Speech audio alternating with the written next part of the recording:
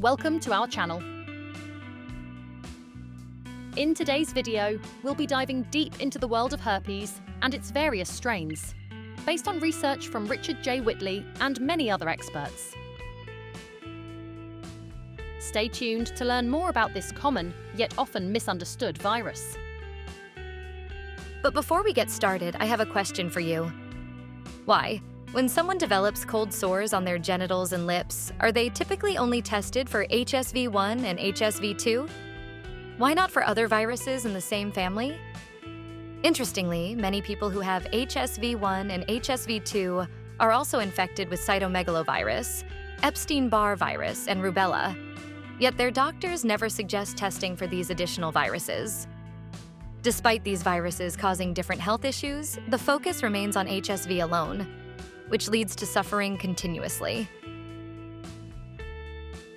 Now, let's take a look at how many different types of viruses exist in the herpes family.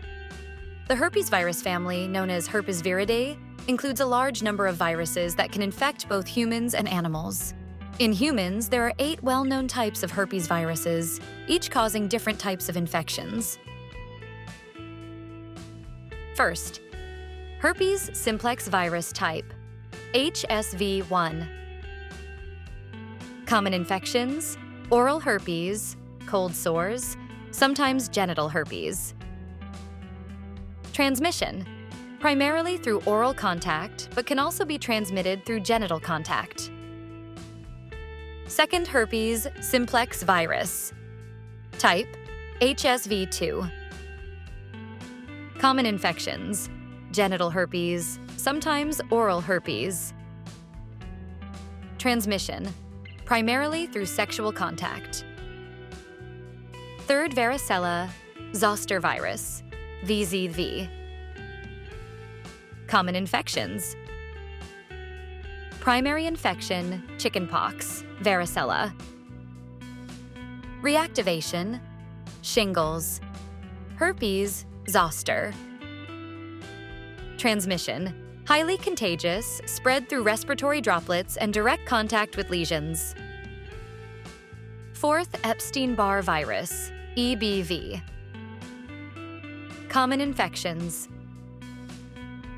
infectious mononucleosis, mono or glandular fever. Associated with certain cancers, e.g., Burkitt's lymphoma, nasopharyngeal carcinoma, and autoimmune conditions. Transmission: spread through saliva and blood, kissing, sharing drinks, blood and organ transplants. Fifth Cytomegalovirus, CMV. Common infections: often asymptomatic in healthy individuals. Can cause severe disease in immunocompromised individuals, e.g., congenital CMV, retinitis, pneumonia. Transmission: spread through body fluids including saliva, urine, blood, breast milk, and sexual contact. Sixth human herpes virus, HHV-6. Common infections: HHV-6A and HHV-6B, Roseola infantum, 6th disease, in young children, febrile seizures. Associated with neurological diseases and chronic fatigue syndrome in some cases. Transmission: spread through saliva. Seventh human herpes virus, HHV-7.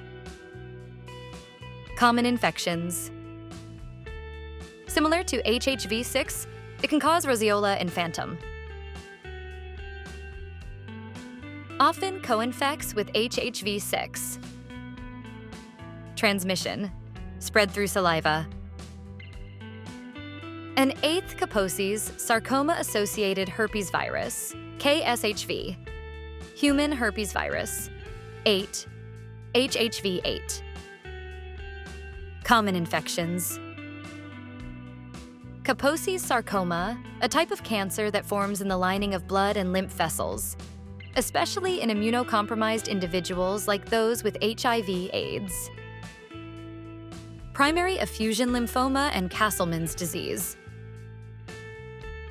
Transmission, spread through sexual contact, saliva, blood transfusions, and organ transplants.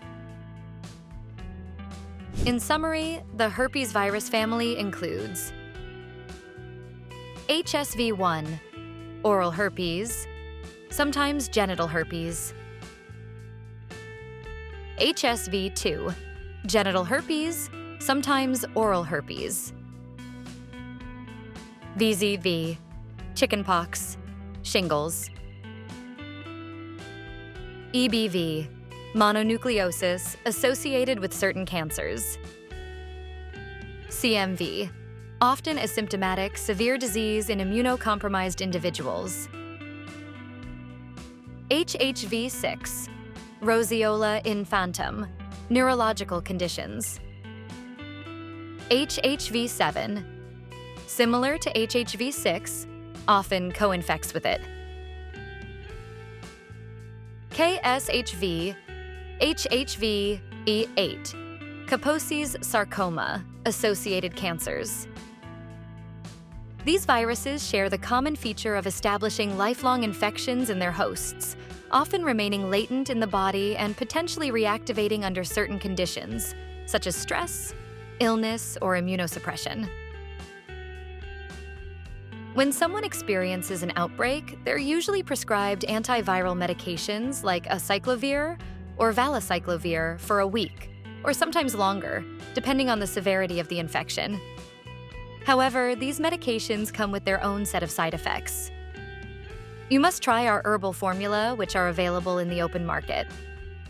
Buy them all and prepare the medicines to get rid of this. Let's take a closer look at these allopathy medications. Acyclovir and Valacyclovir are both part of the antiviral group of medicines, specifically nucleoside analogs. They work by inhibiting the replication of viruses, particularly herpes viruses like HSV-1, HSV-2, and the Varicella-Zoster Virus, which causes chickenpox and shingles.